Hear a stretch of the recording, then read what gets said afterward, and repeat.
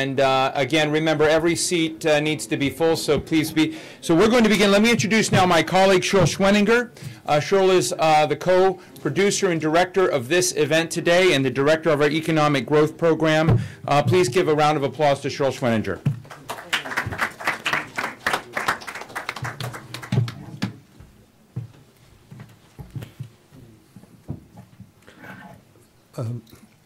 Thanks, Steve, and thanks for your indulgence. We've had a bit of a demand explosion, so we're trying to find a bit more supply by putting some more chairs up in the viewing room or outside the viewing room. So if you feel too cramped in this room, there is an upstairs. It's not quite the first-class lounge, but it might be a bit more comfortable. And again, our apologies in that sense. What we're going to do with this panel is focus in on this essential question of whether there are other potential sources of economic growth to make American economic growth less dependent on debt finance consumption in the future. So the question is, in a sense of not just stimulating the economy, but to what extent we can stimulate and transform it by creating a bridge to new economic drivers.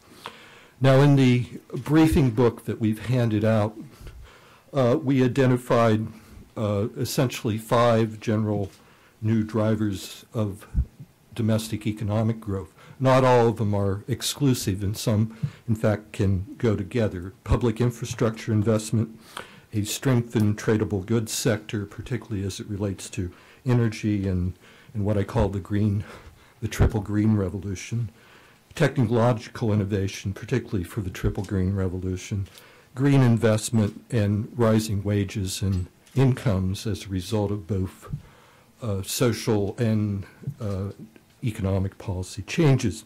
Now, I've asked the panelists who are going to speak for 4 minutes in opening comments to essentially address themselves to 3 broad questions. One, what is their evaluation of the administration and Congressional Economic Recovery Program in the extent to which it will more or less replicate a pattern of economic growth that we've experienced over the next 10 years, or will in effect create a bridge to a new pattern of economic growth? Secondly, which of these 5 or others that they might suggest are really the most appropriate or most promising areas of growth and demand?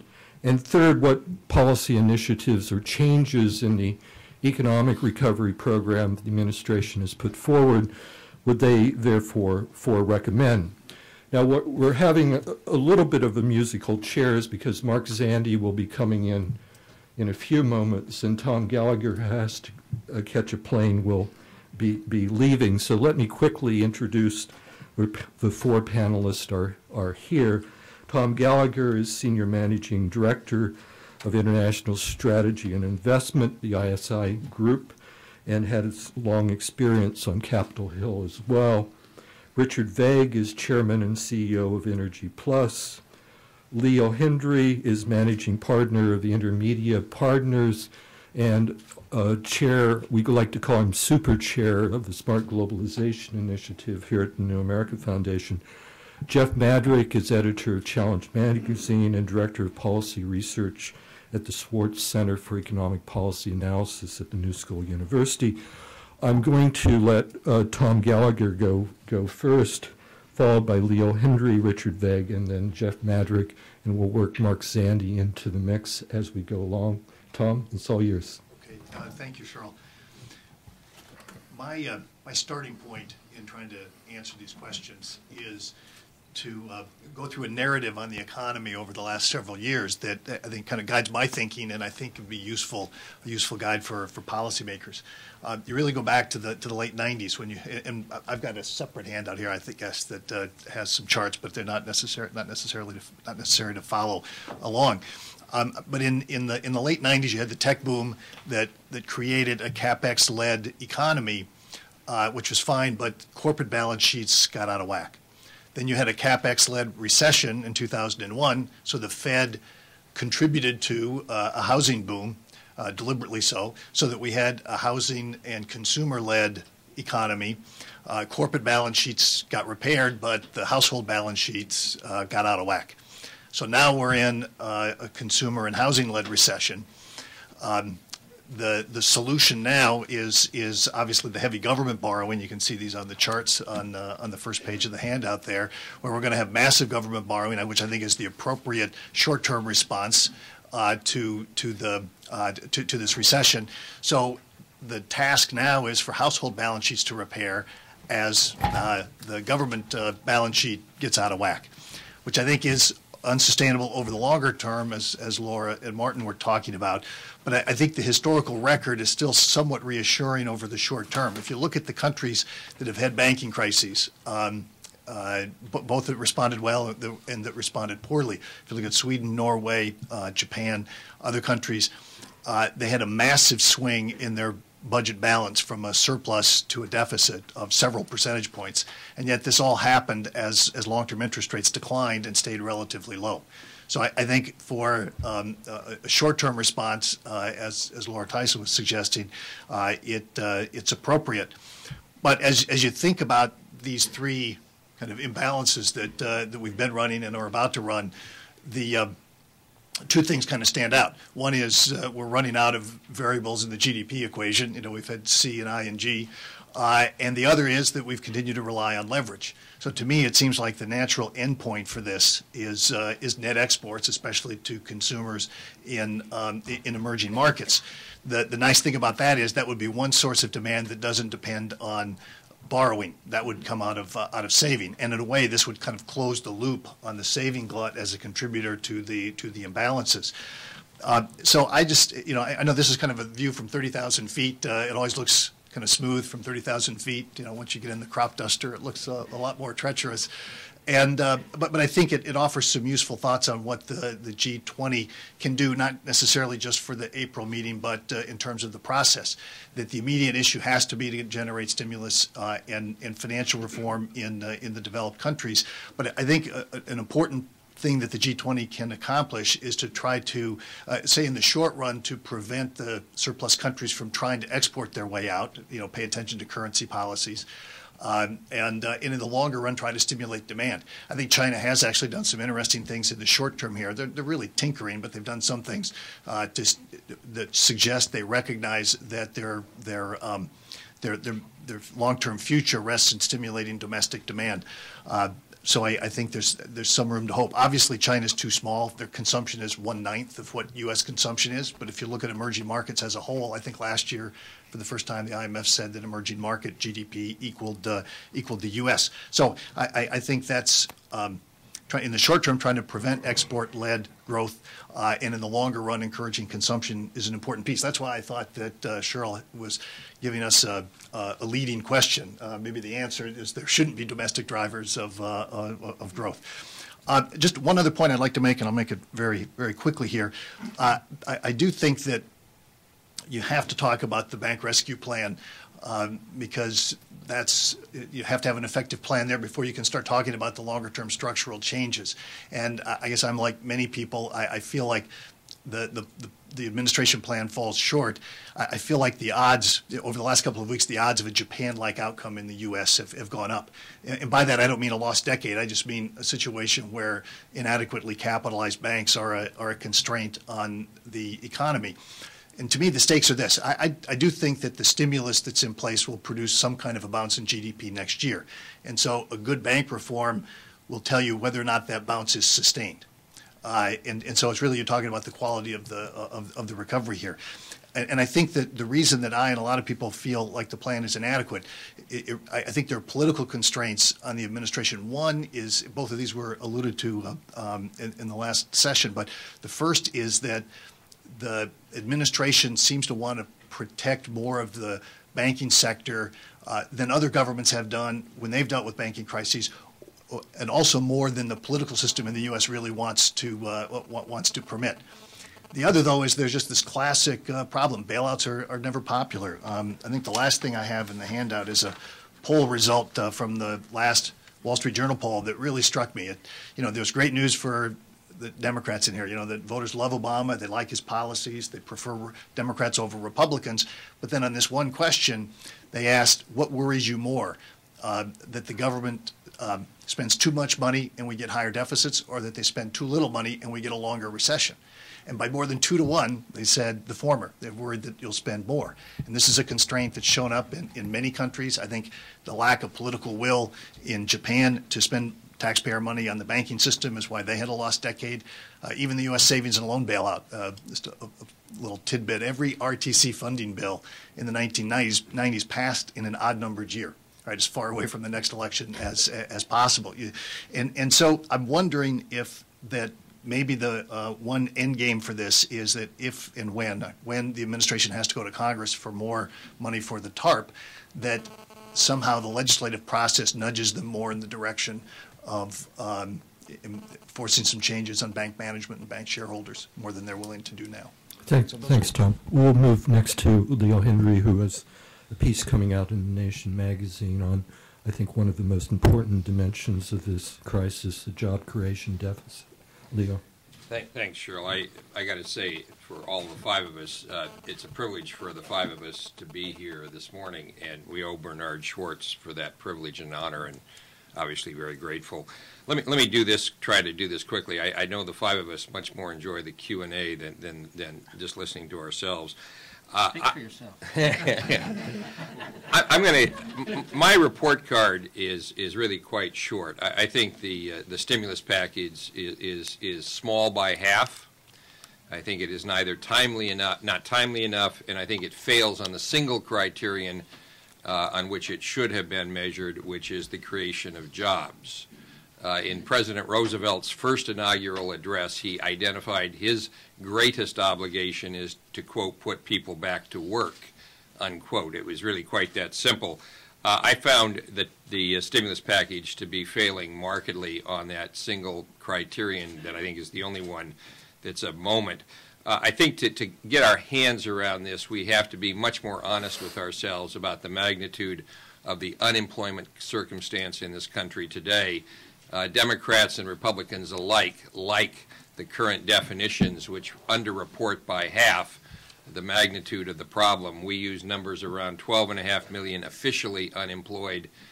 We know that, in fact, if we count all the women and men who deserve to be counted, that base number is now approaching 27 million, not including 6 million young people either graduating from high school or college in 90 days, nor counting another 2 to 4 million that every CEO in America is predicting for the balance of this year. It's an enormous problem.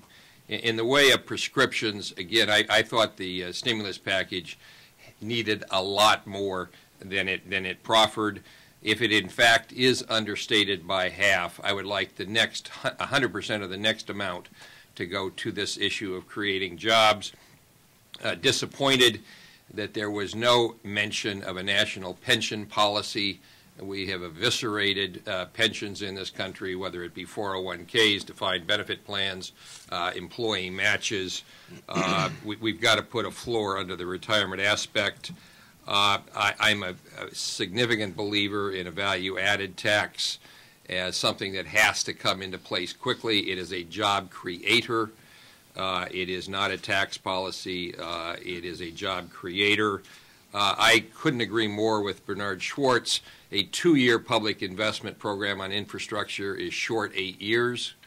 It should have been a 10-year initiative. I am an advocate of Buy American. Other countries have equivalent programs. I'm respectful of our WTO obligations, but in certain categories and certain aspects, a Buy American program is simply reciprocal to what we're seeing elsewhere. Martin Wolf spoke about trade. We didn't get enough into that, Cheryl, in the last presentation.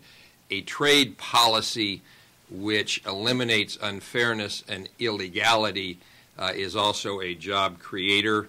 I think we have 3 models that we should embrace quickly. President Roosevelt's CCC program, which would give some palliative response to the 6 million young people who are about to enter the labor force. There's not a single summer job for any young person in the country today. President Johnson's CETA program, and President Kennedy's admirable VISTA program. I clearly would like to see additional monies go into the public sector. I had the privilege of being chairman of Teach for America for a number of years, still sit on that board. We've had 35,000 applications for Teach for America in this June's class. 16% of Princeton's graduating class, 15% of Yale's, 11% of the Ivy's as a class. There's certainly volunteerism underpinning that, but it is also a desperation for employment by the best of the best. Clearly a believer in significantly expanded apprenticeship programs and job training programs. And as a final couple of comments, I am a believer that we have to create sidecar jobs initiatives with federal government impetus that would stand side by side for an appropriate amount of time with our country's existing manufacturing jobs to try to embolden those and save those. I couldn't agree more with Bernard Schwartz. A country as economically, geographically, and culturally diverse as ours cannot survive with 7% only of its GDP coming from manufacturing, and a big believer in tax policies that incent the creation of jobs in this country, especially manufacturing jobs, and take away the incentives for CEOs to move jobs overseas. It's nothing more than reciprocal behavior. Cheryl closed by simply saying we need another TARP, and we need another TARP of roughly the same size as the roughly one-third only effective TARP that we passed. I found two-thirds of it to be ineffective.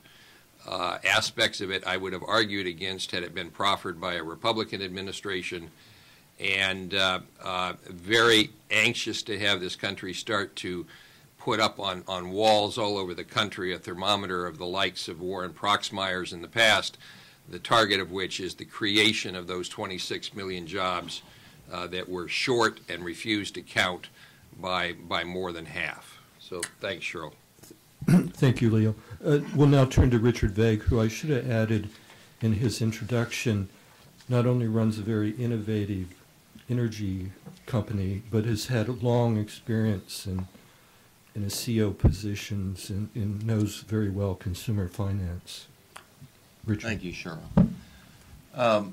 The recovery cannot begin in a real substantive way until the banks are recapitalized. The administration's bank recapitalization program will not work. We've already heard this morning a false choice presented. That false choice being we either have to spend $1 trillion to recapitalize the banks or we have to nationalize the banks. What has not been discussed, for whatever reason, is the fact that this has been done many times in U.S. bank history. The common shareholders and the bondholders / unsecured creditors of the banks should be the first to lose money in a recapitalization. The government can certainly stand in behind them.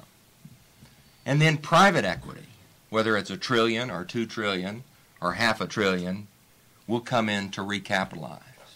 But until the banks are recapitalized, the lending at the margin to the thousands or hundreds of thousands or millions of businesses that are creditworthy and that are not getting proper bank credit support can begin again. And the layman lesson that was discussed a little earlier this morning, I think was the wrong lesson to draw. Lehman was allowed to discontinue its operation. That was the mistake. The mistake was not allowing the common equity holders to suffer zero loss. You could have allowed Lehman to continue operating. The existing common shareholders and bondholders would have suffered the loss. The people would have kept their jobs. The counterparties to Lehman, the borrowers from Lehman, would have continued to have a relationship. You could have had new management, you could have had a new board of directors, and new equity. So we've been presented a false choice. I think we're a long way away from where we need to be. In terms of where we're going to find new jobs in this economy, I think the stimulus program was a hodgepodge. I agree completely with Bernard Schwartz, and thank you, Mr. Schwartz, for your great leadership in this conference. But I agree completely with Mr. Schwartz that $200 billion wasn't enough. There's a lot more that can be done. But generally speaking, there wasn't a lot of thought given to how to target the money. There are areas which could be extremely productive. Nanotechnology research, alternative energy research, stem cell research that can provide enduring leadership and high-paid job creation for the United States for a long time. We were in Saudi Arabia at this time last year, and we're sitting down with some government officials there, and they had talked about a McKinsey study that had been recently completed that had identified the 8 areas that the Saudi government was going to try to target to be 1, 2, or 3 in the world in over the next 10 or 20 years. And one of those, for example, was nanotechnology, where the Saudi government was putting $30 billion behind the creation of the world's leading nanotechnology university, a co-ed university, by the way. And those are the kinds of intelligent initiatives that I think can be part of the solution as we move forward. Thank you, Richard. Jeff Madrick. Thank you, Cheryl. Thank you, Bernard. Thanks, Steve Clemens. Looks like it's shaping up to be a wonderful day. I note that I am the only non-CEO on the panel. I think even the absent Mark Zandi is or has been a CEO. So I don't know that it gives Tom's just been promoted, he says. Okay. Sweet, baby. I got to make some changes here. So I don't know at all. Are you CEO of Challenge Magazine? No, I'm not, as a matter of fact. But I am the editor of Challenge. In any case, I am heartened to hear that that a lot of what I've just heard I heartily agree with. I'm not going to spend much time at all on those issues. We have demand is being sucked out of the U.S. economy and the world economy. We talked a lot about that, and the only entity to plug that gap is government. I think we have to fight. We have to fight this battle on all 3 fronts: the housing front, the credit crisis front, and the demand gap front. There's no way to fight it on any one front, and I think it would be a mistake to think any single front is more or less important than the others, because they all tragically feed into each other. That's why we have to do it. Has the Obama administration come up with a big enough stimulus plan? Nobody here agrees that they have. They've had enormous political obstacles to face. I think we all would have wanted it done a little differently. Let me step back a little bit, though. What would be a mistake is to think that the 1990s, that we should go back to the 1990s in some serious way. It would be a mistake to think that was the golden age. I even think it would be a mistake to think that was a tech-led economic expansion. Surely I'm not into unique causes. But the 1990s, in many respects, was a demand-led growth phenomenon. Unfortunately, the demand was created. Now we had extraordinary high technology, a dramatic fall in the cost of computer power. It's kind of interesting when you go back. Think when you go back. People didn't talk about demand then. They talked about it completely as a supply-side phenomenon created by the so-called, quote, unquote, new economy. But we now know in retrospect it was demand-led by extremely loose monetary policy, not created, at least according to Alan Blinder and Janet Yellen's account, not based on Alan Greenspan's idealized notion of a new economy as much as he talked about it, but in an attempt to cure the financial crisis of 97 and 98. Interest rates were very low, demand was high, corporations borrowed like crazy. The problem was not demand side, the problem was we had to borrow a heck of a lot to support that demand. And it wasn't only corporate balance sheets that got out of whack then. It was household balance sheets back in the 1990s that started to get out of whack and got further out of whack in the 2000s. Is the Obama administration thinking differently about the future economy? I think President Obama does think differently.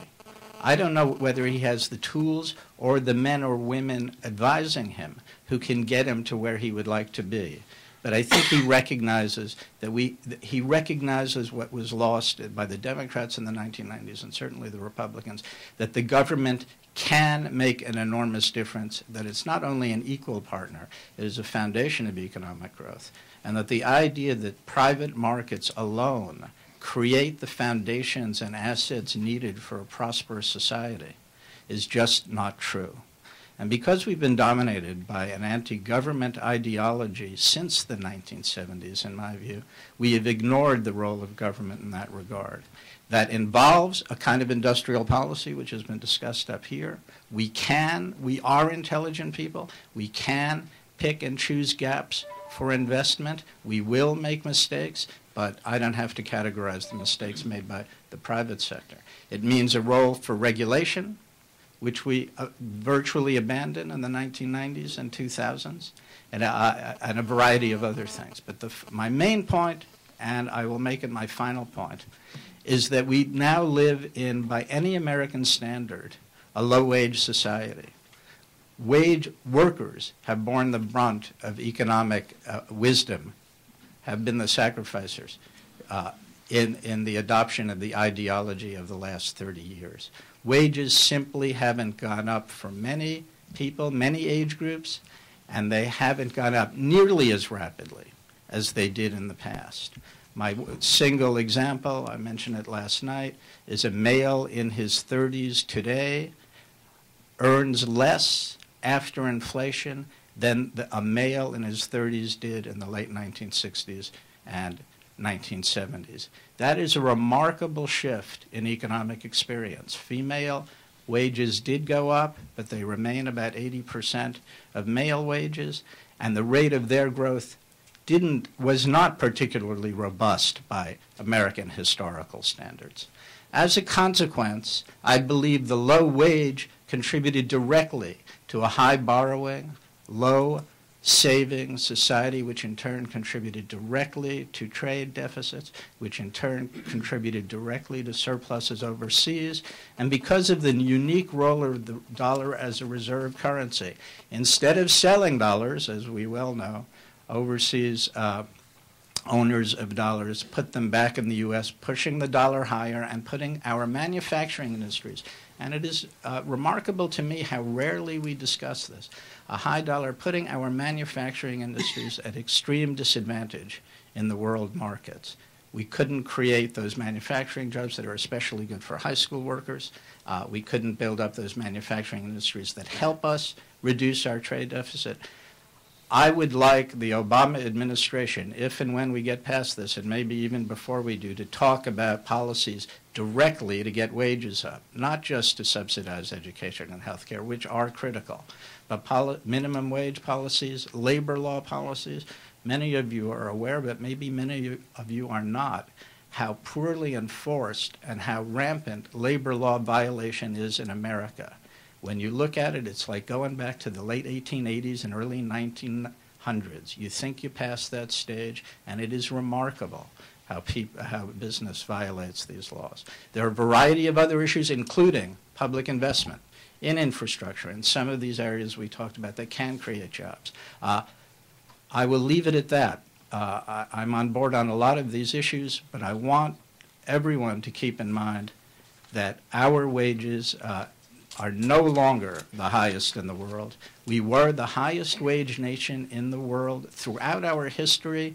The best evidence suggests even in the colonial period, and that ended only 30 years ago.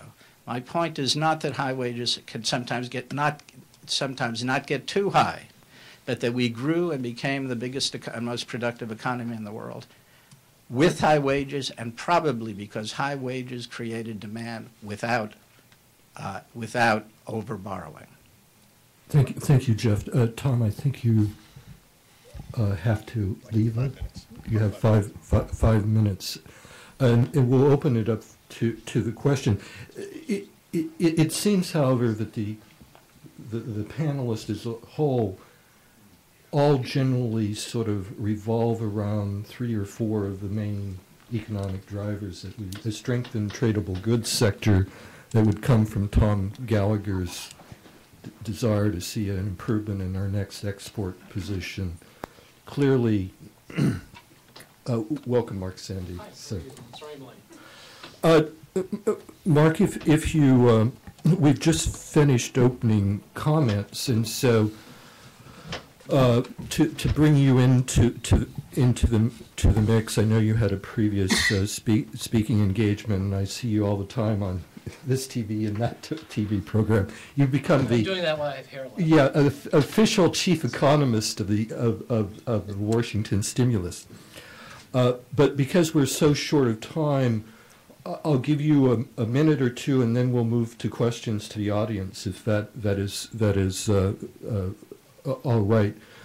Generally, on the panel, there's been a strong support that we needed a bigger economic recovery program, that there should have been more public infrastructure investment and other programs that would have created jobs both in the short and long term, that there's no substitute for having a more serious bank recovery program over a longer period of time, and that we will have to strengthen our tradable goods and technology innovation going forward if we're going to have new drivers of economic growth in the future. That's where the panel generally has come out.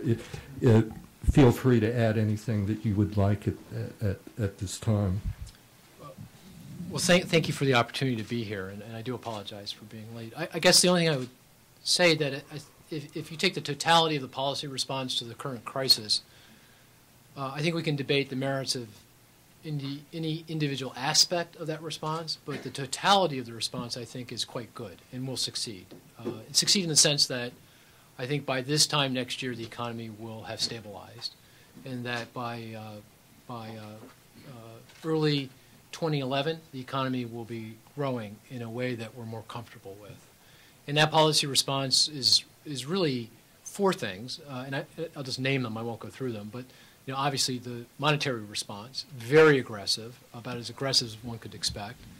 The second is fiscal stimulus. I think I would have made it larger. Mark, if you want to grade them as you go along, that is fine as well.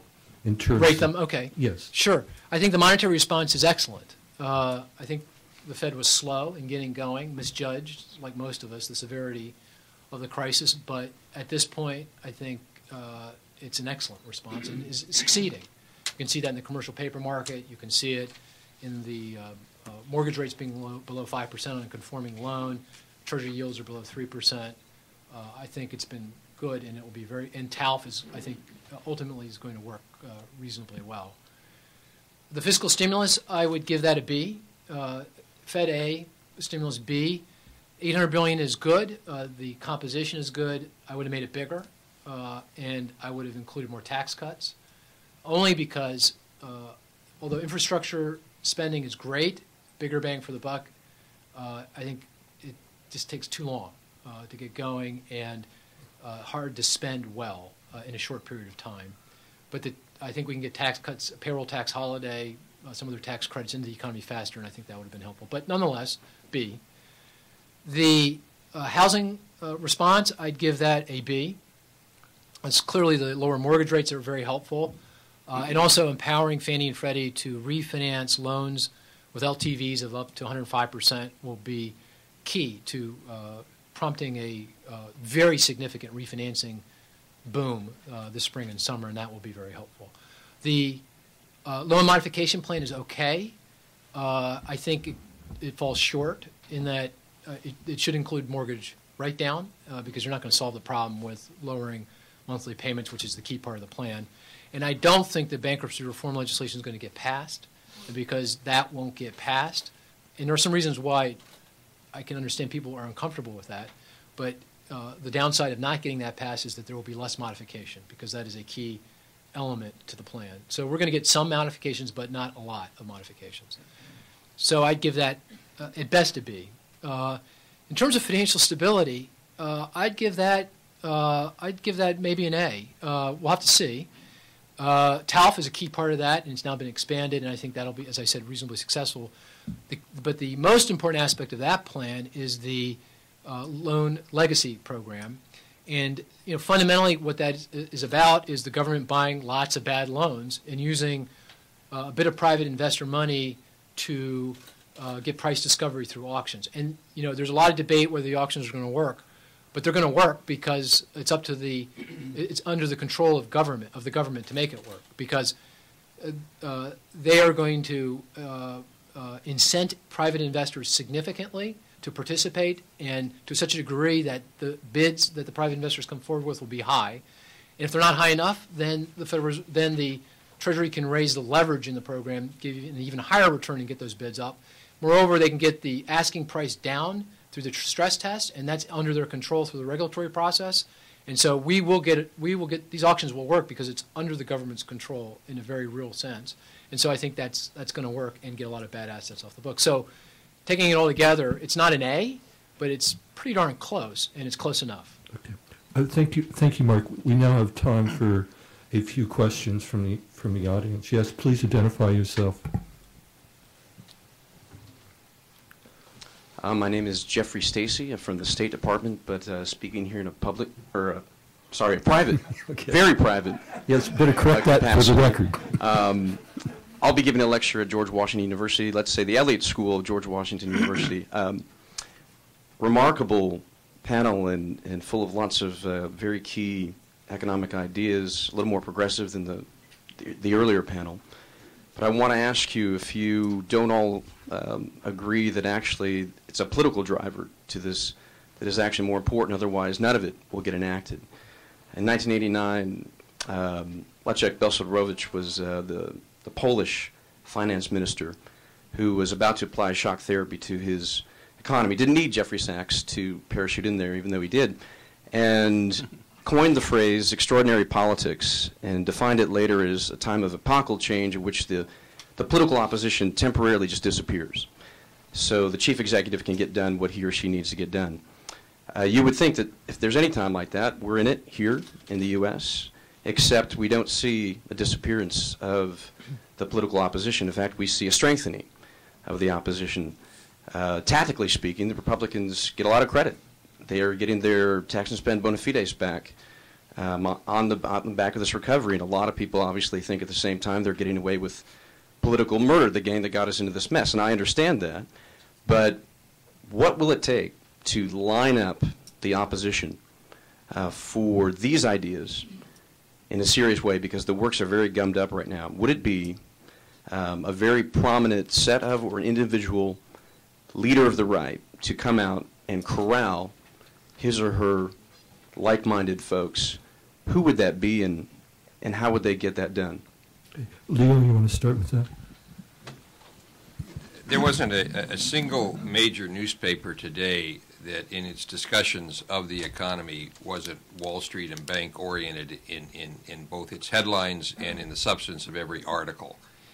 And there's the suggestion that we may soon have double-digit unemployment. I argue we already have 17% unemployment. And I think it's a packaging problem. I think the American people are so frustrated by this obscene orientation to the banks. And if you altered it to employment, as President Roosevelt spoke of in his, as I said, first inaugural, I think the whole tenor of this debate would shift. I think the political waves would shift. I think you haven't seen much alteration of the force of the lobbying institutions. You've got to emasculate them because right now they're controlling the STEM debate as they controlled the debate before the crisis, in my opinion. It is not a belief by any measure that you don't need to fix these institutions. I wrote Richard a note while we were listening to Mark, and I said that I have a sense that the resuscitation of the banking industry is an effort to resuscitate proprietary trading. It is not an effort to resuscitate lending, and I think it's just wrong-headed. I live in New York. I know these people. They're trying to get back to where they were. They would like to resuscitate using revised and revitalized capital ratios, proprietary trading. That's where they're headed, and we haven't popularized what we're up to. And the only thing that will do that, in my opinion, is a dramatic reorientation of the framing to be around unemployment and quality employment, to where we were trying to take you with Jeff's comment, that this stagnant wage issue is nowhere in the debate. Mark, did you want to quickly respond to that point in this context? Well, in response to this question, I actually have a different take on it all. My view is that the response has been remarkably good. That we've gotten a lot of consensus very quickly, and if anything, policymakers should be commended for the ability to get all this together as quickly as they've gotten it together. I mean, think about where we were 6 months ago and where we are today, and what we're talking about on a daily basis. I mean, one day it's financial stability, the very next day we're talking about financial reform. So the fact that we've been able to do this as rapidly as we've been able to do it is testimonial to being able to get the political will together to do it. So now that may fall apart, but you know, I think that the policy response and the ability to get all these different peoples with different perspectives on the same page has just been quite remarkable. And also, it's not only here in the United States, it's globally too. I mean, if you look across the globe, every central bank is cutting interest rates. Half a dozen of them are already at zero on their target rate, and we've got $5 trillion in stimulus. I mean, that's quite astounding, I think. Tom? Yeah, just a quick comment. I agree with what Mark is saying. I don't think the political opposition is material here. When you look at how much Obama has accomplished, the historical fact I'd toss into what Mark was saying was that in both the first year of the Reagan and the Clinton administrations, I think they passed their budget plans in like July or maybe early August. The first year of the Bush administration, his tax cuts were passed at the extraordinarily fast pace of middle of May. And so here you had the an almost $1 trillion stimulus bill passed in the first 3 weeks of the Obama administration. So I think it's actually pretty extraordinary, the political cohesion here. I think that what gives a misleading impression is just to read the daily news, because the reporters naturally focus on the partisan debate, and so that tends to elevate the Republican opposition, but not in a way that is reflected in the political process. So I think it's, the Democrats Obama has a working majority in the House and the Senate, and I think that, for better or worse, that's where he's going to be getting the votes for his whole agenda. And with that, I'm going to apologize because I do have to. Right. Thanks, Tom, and have a safe trip. I've recognized three people: Martin Wolf, Jed Schilling, and this gentleman. So we'll take those. And it's a bit selfish, but there's something that's been. I agree with much of what's said on this panel, but there's one thing that really disturbs me, and that is what I think is a real delusion, that you're going to get manufacturing jobs back. Manufacturing jobs are shrinking in every developed country. There is no plausible combination of output growth, which is demand growth, of course, and productivity growth in our countries, which generates any significant increase in employment in manufacturing. And your performance, by the way, both in output and employment, is better than that of the other G7 nations. Leo, do you want to? Martin, I hope it's as much semantic as substantive. In the tried and true definition of manufacturing, I sort of agree. We're not going to. They're not coming back. Richard, I thought, as did Bernard in his opening comments, gave us pathways to non-service jobs, certainly non-financial service jobs, that are emboldening of quality employment into the long term. And I'm. If it's a nanotech job, but if it's not called manufacturing, that's fine with me. If it's a stem cell job and it's not manufacturing, it's fine with me. It's this overweighting towards financial services and of which it's fractions of my denominator that I'm trying to fill. And so I don't disagree, but I think it's more semantic than substantive. Jim. Well, that's always a relative issue. Are you going to gain jobs? Or are you going to lose them more slowly? Are you going to create new manufacturing industries? When you have a dollar this high, and this high not because it's somehow setting an equilibrium price based on trade, but because it's it has to set an equilibrium price in two substantially different markets, the financial flows and the trade flows. I think a priori, you've got to believe if the dollar comes down, there's going to be some advantage to that. So I guess, to tell you the truth, Martin, I strongly disagree that there won't be some disadvantage to manufacturing. Can I ask Mark Zandi a quick question, though? Because, Mark, on your giving an aid, yes, if the Villanova is going to win if the government, and I'm somewhere in the middle. We have to commend Obama for coming up with that stimulus plan, as much as many of us think it should be much bigger and better directed. But on the rescue, the financial rescue package, you say it's going to work because government's basically setting the price.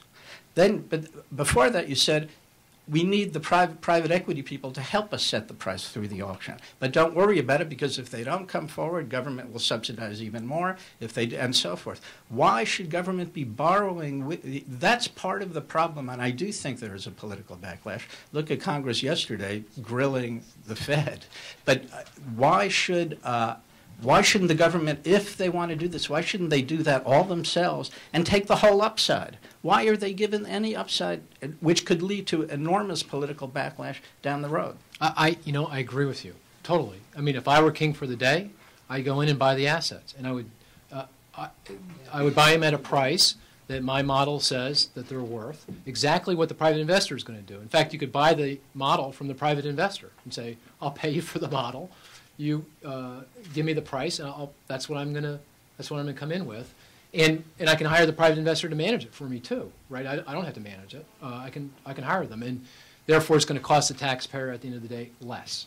This is going to cost. So I agree that the best solution, the cleanest solution, the best and the least costly solution for taxpayer is for direct asset purchases. Now, having said that, I think you've got some political constraints, and one constraint is we can't collectively get beyond this idea that government is going to overpay in some way for these assets, which is really a silly issue, but it's one we're hung up on. We just can't get beyond it.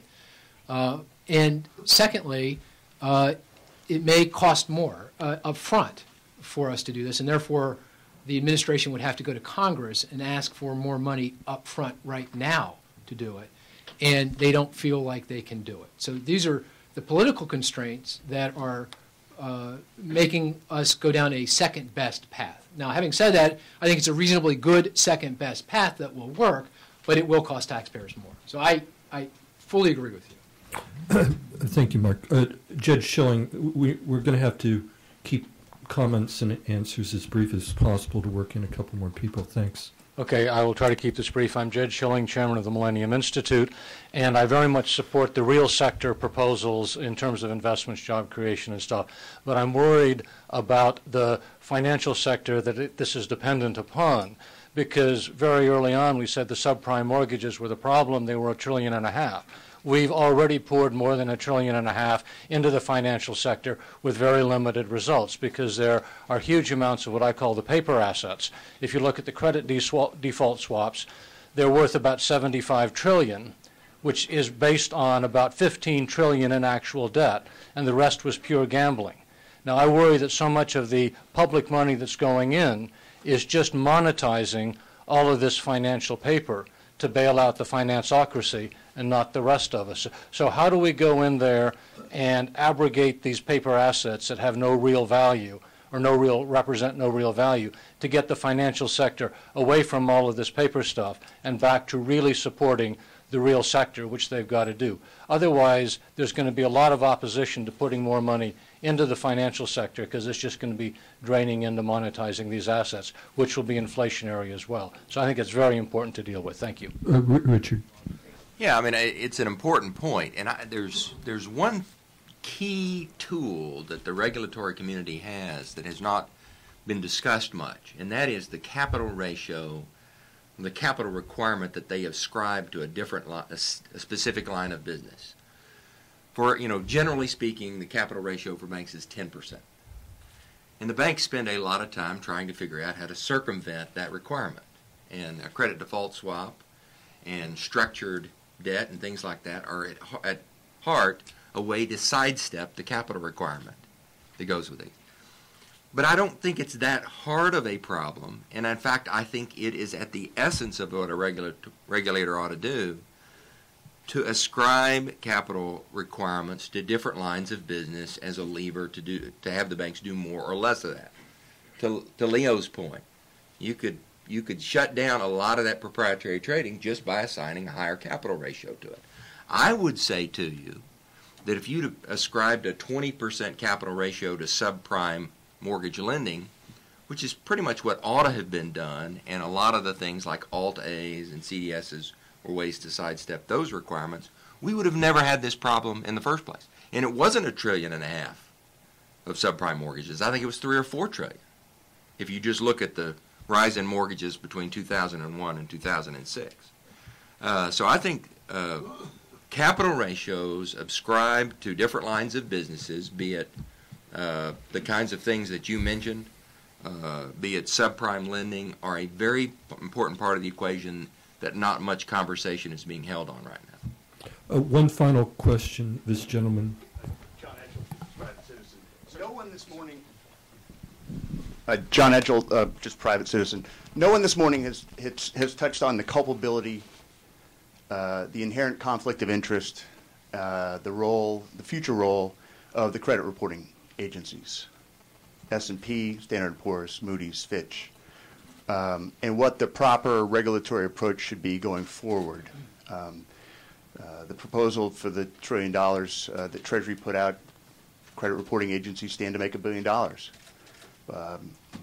What should that be, given their culpability in creating this systemic false sense of security, rating virtually 99% of AAA bonds, which turned out to be a complete fraud?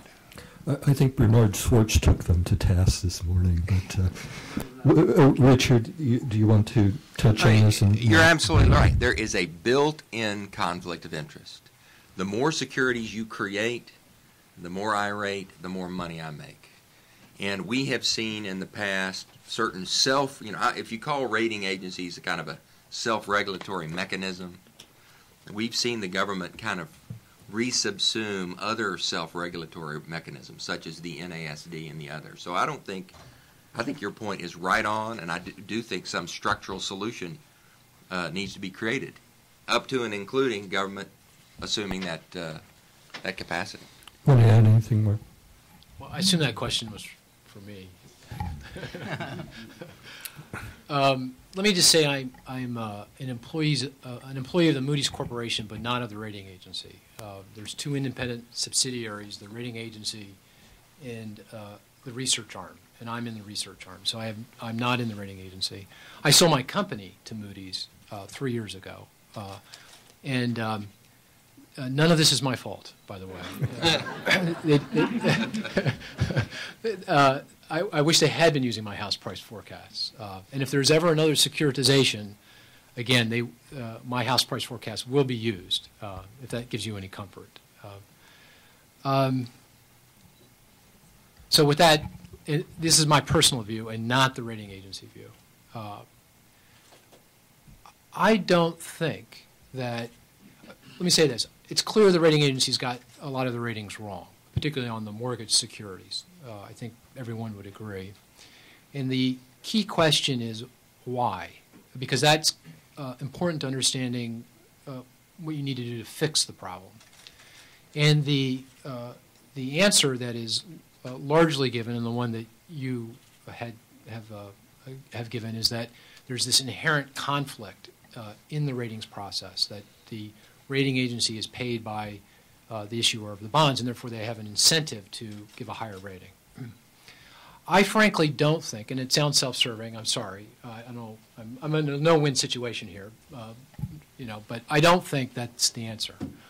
I don't think that's the reason. I think, you have these kind of conflicts in many kinds of industries. I mean, just take the newspaper industry. They've got the business guys and they've got the reporters, and they're often at conflicts, and they've set up church and state, and they're separate, and they do their thing, and I don't think we feel reasonably comfortable with that model.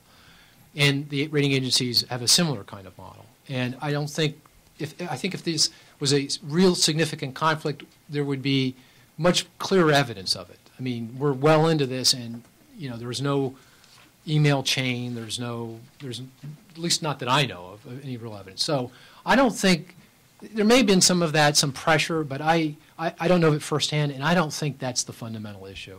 And even if it were, I'm not sure exactly that it means you change the system radically, because who would you pay? Would you pay the investors? Would you have the investors pay the rating agencies? I think that would be even worse. Would you rather have a hedge fund or GM as your client?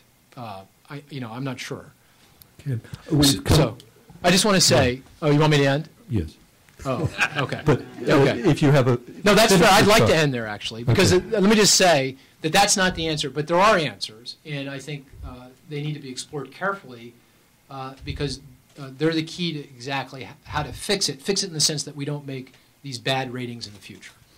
I know all of you have a lot of questions yet, and I know all our panelists are dying to say one more thing, but Steve Clemens has stood up, and that means that we have to move on to the next panel. I'm turning it over to Steve Clemens for our panel discussion on the global demand